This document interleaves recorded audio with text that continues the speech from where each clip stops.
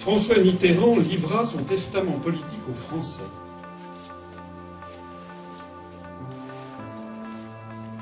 La France ne le sait pas, mais nous sommes en guerre avec l'Amérique. Oui, une guerre permanente, une guerre vitale, une guerre économique, une guerre sans mort apparemment. Oui, ils sont très durs, les Américains. Ils sont voraces, ils veulent un pouvoir sans partage sur le monde. C'est une guerre inconnue, une guerre permanente. Sans mort apparemment, et pourtant une guerre à mort. Ce sont les propos qui ont été rapportés par le journaliste Georges-Marc Benamou, journaliste du Nouvel Observateur, dans un livre paru chez Plomb en 1997 qui s'appelle Le Dernier Mitterrand. Encore une fois, c'était quelques semaines avant de mourir que le chef de l'État français, président de la République, après 14 années passées à l'Élysée, faisait cette déclaration. Alors de deux choses l'une. Ou bien il délirait. C'est quand même assez fâcheux. Quelqu'un qui avait de la force de frappe nucléaire. Ou bien il disait la vérité, justement parce qu'il allait mourir.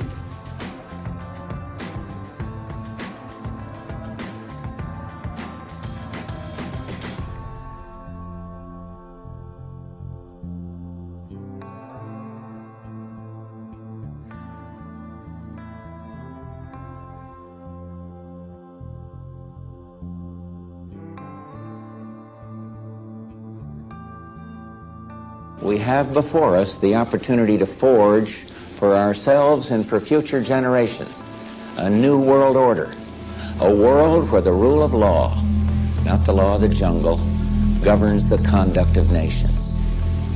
When we are successful, and we will be, we have a real chance at this new world order, an order in which a credible United Nations can use its peacekeeping role to fulfill the promise and vision of the UN's founders.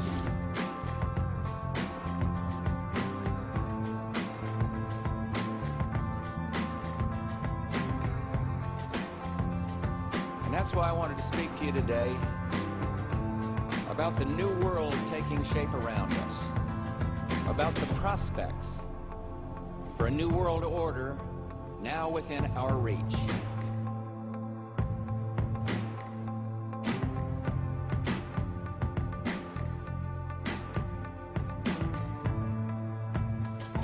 Il faut que la gouvernance mondiale, c'est un mot un peu barbare la gouvernance, ça veut dire quoi? Ça veut dire la façon dont on organise le monde. Aux États-Unis, à l'Europe, à l'ensemble des pays de la planète, de se doter d'une gouvernance mondiale dont nous voyons aujourd'hui qu'elle est essentielle.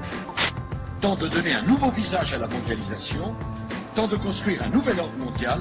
Alors jamais la nécessité d'un nouvel ordre international n'a paru aussi nécessaire autour de trois principes que nous portons depuis des années. Les socialistes, mais pas simplement les socialistes. Tous ceux qui ont une conception multilatérale de l'organisation du monde. Tente une question d'un internaute. Vous savez qu'on est marié avec Dailymotion dans cette émission. Bonjour Monsieur Hollande.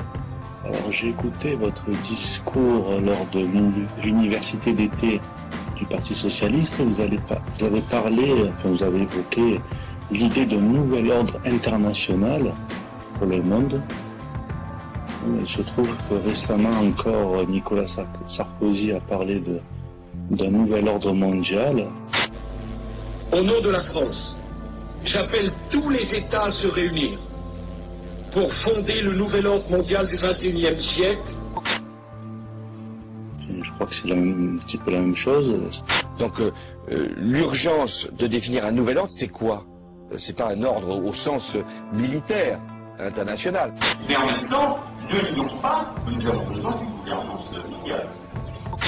Si on n'a pas aujourd'hui un gouvernement mondial, on ne peut pas parler sérieusement de démocratie. Or, nous n'avons pas... Donc elle a trouvé ses limites, la démocratie. Elle ne trouvera son accomplissement que lorsqu'elle sera une structure avec un gouvernement mondial, des gouvernements régionaux et des gouvernements locaux. Dans très très longtemps, on ne le verra pas.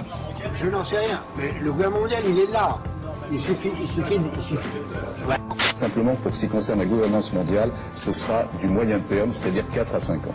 Pour entraîner le monde entier vers une nouvelle gouvernance mondiale, on ira ensemble vers ce nouvel ordre mondial. Et personne, je dis bien, personne ne pourra s'y opposer. Des sourires et des poignées de main qui en disent long. Hier soir à Londres, les dirigeants du G20 estiment avoir trouvé un accord historique. Un nouvel ordre mondial émerge et avec lui, nous entrons dans une nouvelle ère de coopération internationale. Mais en fait, l'autre situation idéale, c'est une ville qui soit en quelque sorte la capitale planétaire d'un univers. On peut imaginer un gouvernement mondial à Jérusalem. Deuxièmement, retour à la normale, remise en ordre. Non, il n'y aura pas le retour à la normale, comme je disais tout à l'heure. On va aller vers un monde radicalement nouveau, des technologies nouvelles, un rapport de pouvoir nouveau. Les États-Unis ne seront plus la première puissance du monde qui gouverne le monde, qui ne voudra même plus gouverner le monde. Il faudra soit accepter un désordre général, soit mettre en place un ordre planétaire avec un gouvernement mondial, avec une sorte de monnaie mondiale comme on l'a fait pour l'Europe.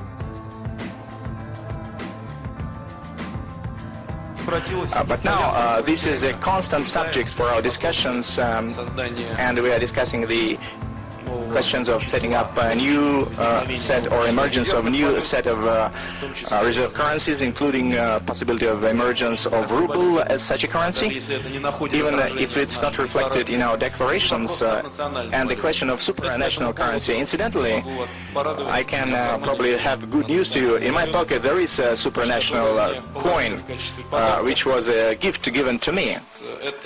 And this is one unit of testing, probing unity and diversity it's referred to, and it's referred to as international currency, United Future World Currency.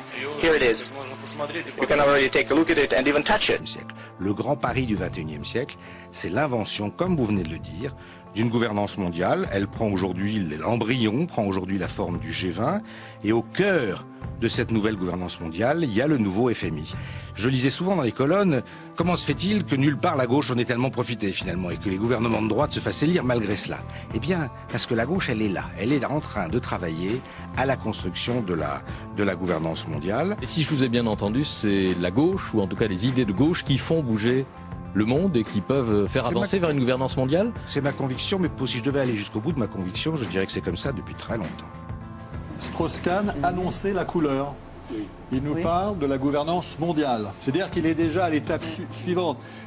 Il est clair que les États-nations tels qu'on les a connus sont en voie de... Il y a deux en voie de disparition et d'effacement.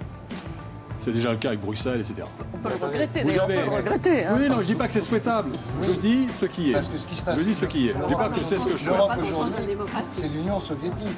C'est ce que disait Gassou. C'est-à-dire, ça va être formidable, restez avec nous, restons tous ensemble, on va y arriver. Je crois qu'on va être dans une...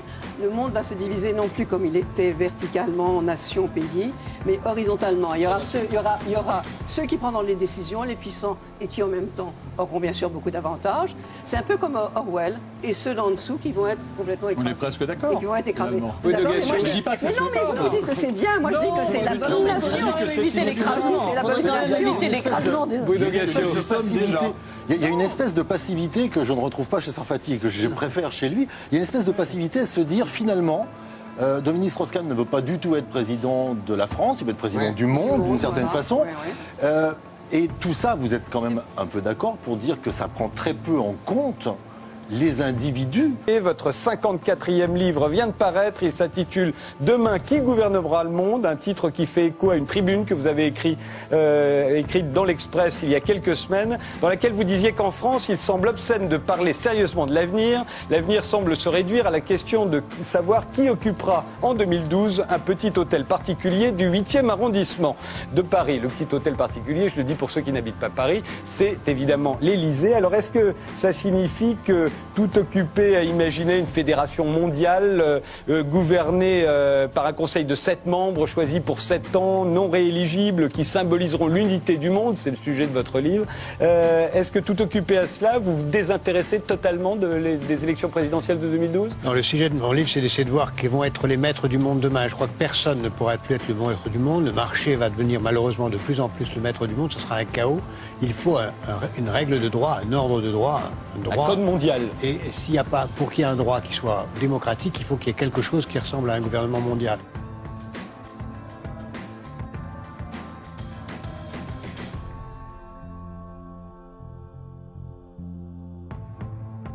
Alors mes chers amis, ce soir, dans cette réunion si particulière, à un moment si particulier, au moment où dans la même journée, je me dois d'être président de la République face à la douleur des victimes, président de la République face à des décisions graves, président de la République garant de l'unité de la nation, et en même temps, candidat. Candidat parce qu'il y a un rythme démocratique. Ici, dans cette journée si particulière,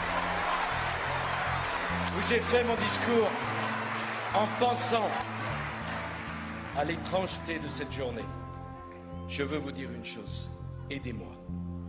Aidez-moi. Aidez-moi. Aidez-moi à construire cette France qui entraînera le monde sur la voie d'un nouvel ordre mondial. Aidez-moi. Il était certain que c'est le projet de nos élites mondialistes. On pensait que c'était complotiste de le dire il y a des années, mais aujourd'hui tous les leaders mondiaux, quand vous écoutez, parlent du nouvel ordre mondial, du gouvernement mondial, et disent que c'est souhaitable, et disent que c'est la solution à la crise, qui d'ailleurs crée eux-mêmes et aggrave eux-mêmes, pour justifier comme solution le gouvernement. Donc aujourd'hui, c'est même pas une question, on le sait tous. Vous regardez les citations sur Internet, tous les potentats occidentaux ont déclaré dans un discours ou un autre, et même plusieurs, qu'ils travaillaient à l'avènement d'un gouvernement mondial, et du nouvel ordre mondial et d'un gouvernement mondial. Donc aujourd'hui, c'est une certitude. Mais c'est vrai que ça fait que quelques années depuis Bush père qu'on a commencé à parler de nouvel ordre mondial et de gouvernement mondial. Avant, c'était un projet caché dont certains initiés disaient que c'était le projet des Bilderberger ou le projet secret du CFR, etc.